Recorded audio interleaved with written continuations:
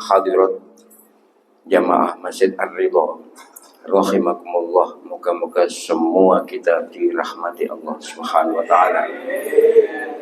Rahmat panjang umur, sehat lahir batin, rahmat mudah urusan, lancar rezeki, dan rahmat keselamatan dunia akhirat.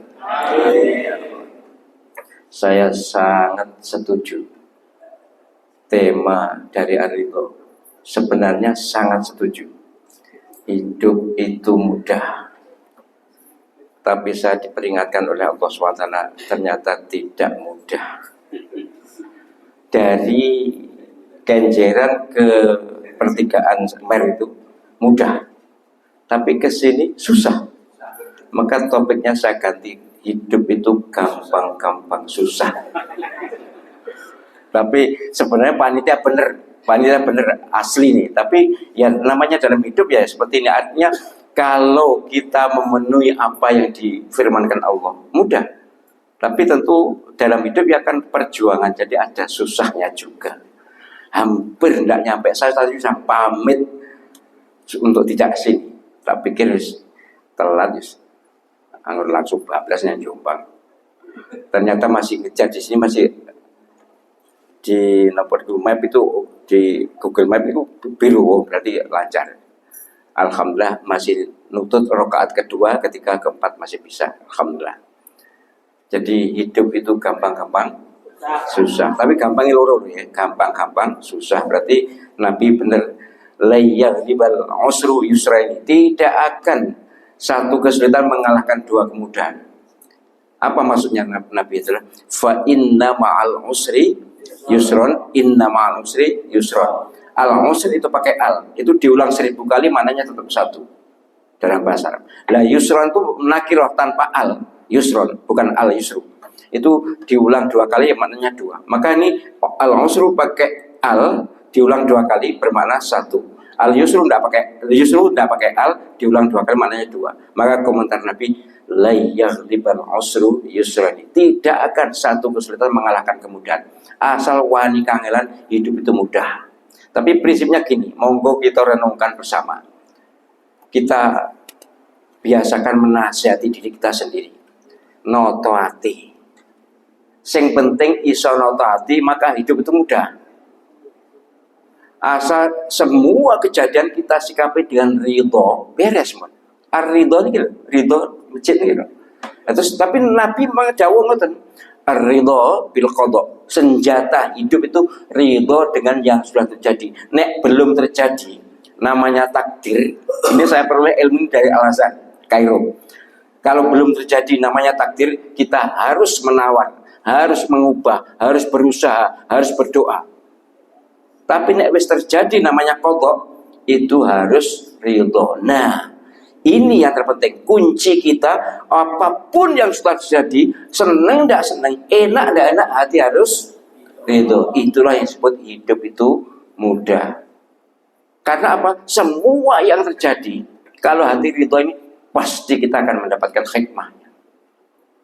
Apalagi Allah SWT dawuh, a'udzubillahi minasyaitonir rajim, wa may yattaqillaha yaj'al lahu makhraja wa yarzuqhu min haitsu la yahtasib. Coba, ini yang dawuh Gusti Allah pasti benar. Siapapun yang taat kepada Allah, maka segala kesulitannya diberi jalan keluar. Lihat mudah kan? Masuk segala apapun, kalau kita takwa, beres. Mengapa? Karena dibantu Gusti Allah. Yang janji Gusti Allah pasti benar. Dan bahkan lebih dari sekedar dibantu kesulitannya, wa yarzuqhu min haitsu la yahtasib. Diberi rezeki secara tak terduga.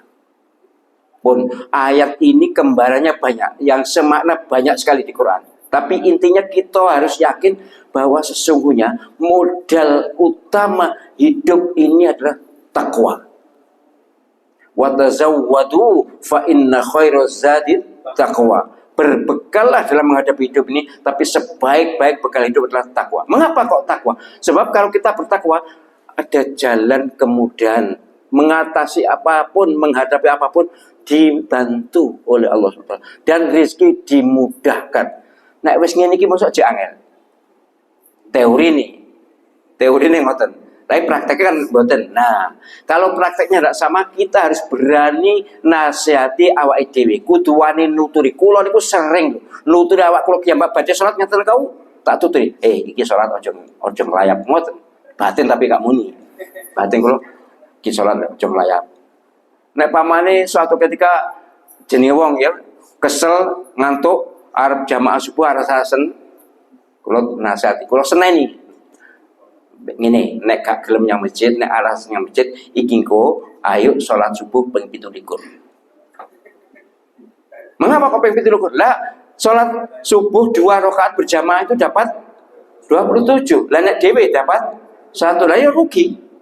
Ayo nek kiko aras nyang masjid ayo salat subuh 17 padahal salat 17 ya gak oleh. Betul bareng tapi sekedar untuk memotivasi diri saya supaya gumregah gelem nyang masjid disenani dewi. Lopo mawon saya sering nyeneni awak kula ki mbak jenenge self correction nek cara ilmu jiwa. Self correction atau self evaluasi. Ngoreksi awak dhewe, nyeneni awak dhewe, ngevaluasi awak dhewe.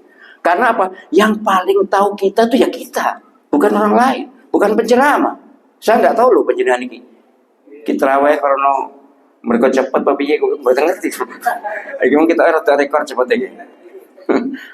Memang saya juga tidak senang sih berlama-lama itu. Nah, nopo itu terawih lebih cepat lebih baik. Maka ini penting bahwa yang tahu sesungguhnya kita ini adalah kita. Maka sergep-sergeplah, rajin-rajinlah nyenani awak dhewe kok. Nyenani ki napa? Nyenani ki, nyenani awak dhewe memarai menasihati. Nah, menasihati diri sendiri itu penting. Bukan penceramah mungkin ya penting lah sekedar informasi atau membaca buku penting tapi sing penting iki lho, ati iki kudu ditata dhewe. Nek gak ditata dhewe ya gak iso. Dan ini menentukan gini. Nabi sallallahu alaihi wasallam dawuh panjang hadisnya di hadis Bukhari itu malah hadis sahih. Di padang mahsyar nanti kita ini dihisab, manusia dan jin semua dihisab, dihitung kuantitas akeh titik amal. Tapi belum cukup, digiring lagi ke mizan, ditimbang kualitas atau bobot amal. Nah, ketika bicara bobot amal ini ngeten, tergantung ikhlas tidak ikhlas. Yang berbobot adalah ikhlas. Yang ikhlas itu yang berbobot. Jadi gini, ditimbang Nabi dawuh, "Faman rajahat hasanatuhu ala sayyiatihi mithqala su'abatin dakhala jannah." Siapa saja yang pahalanya lebih berat dari dosanya, selisihnya setelur kutu. Kutu niku cilik, telurnya mesti lebih cilik. Nek didelok moto koyok podo, dosa karo pahalanya podo, tapi ternyata abot pahalanya selisih setelur kutu. Dakhala jannah, masuk surga tanpa neraka. Mengapa? Dosa-dosanya habis dimakan pahala, turah pahalanya setelur kutu. Inilah makna firman Allah, "Famay ya'mal mithqala dzarratin khairan yarah." Siapa yang berbuat baik sekecil apapun akan dirasakan. Tapi sebaliknya sangat menakutkan, wa man rajahat sayyi'atuhu ala hasanatihi mithqala su'abatin dakhala an-nar. Siapa yang dosanya lebih berat dari pahalanya, selisihnya setelur kutu, didelok koyok podo jani, tapi ternyata jik akeh dosane, jik abot dosane selisih setelur kutu, neraka. Lah pahalanya habis untuk nebus dosa ini tidak cukup, jik turah dosane setelur kutu. Inilah makna firman Allah, wa may ya'mal mithqala dzarratin syarran yarah. Siapa yang berbuat jelek sekecil apapun akan dirasakan. Maka kita harus pintar-pintar ngitung awake dhewe, menasihati diri sendiri dan menghitung diri sendiri supaya kita ini jangan sampai kejelekan kita menang. Teori ini jadi tidak mungkin menang, wong kejelekan itu, dosa itu dilakukan kapanpun, dimanapun hanya dibalas satu. Malam Ramadan atau siang puasa atau malam Lailatul Qadar berbuat dosa tetap satu. Nah, anak penceramah, dikalikan 1000 bulan, ndak itu ngarang tok itu. Ngarang kok ngaji ini durung tutup. Dolane kurang atur. Tapi Perbuatan baik itu minimal dikalikan 10. Mau Quran sehuruf 10. Satu tapi dikalikan 10. Lainnya di bulan Ramadan dikalikan banyak, apalagi malam Qadar dikalikan sampai lebih baik dari 83 tahun. 1000 bulan itu 83 tahun lebih. Niki gak banding, gak nutut dosa kita itu untuk ngejar pahala ini, mestinya gitu. Cuma ngeten masalahnya. Nek dosa itu gak ikhlas tetap dicatat karo malaikat atid. Jadi aku jadi dosa tapi gak ikhlas aku, tetap dicatat malaikat atidnya. Lah nek pahala itu syaratnya diterima dicatat karo malaikat raqib itu kudu ikhlas. Nek gak ikhlas masuk ketok maca Quran gak ikhlas, gak dicatat. Salat gak ikhlas, gak dicatat. Salat tarawih 8 ikhlas ya, tapi sing imami 20 gak ikhlas gak dicatat. Kan enten to ngoten niku. Nek ngene kula masjid kula niku saya umumkan, di masjid ini salatnya berapa? Apa 8 atau 20? Engko nek 8 dari Muhammadiyah, nek 20 darani NU. Di Al-Qadar tidak. Salat tarawih seikhlasnya. Oleh 20 bagus. Gak 8 gak apa-apa.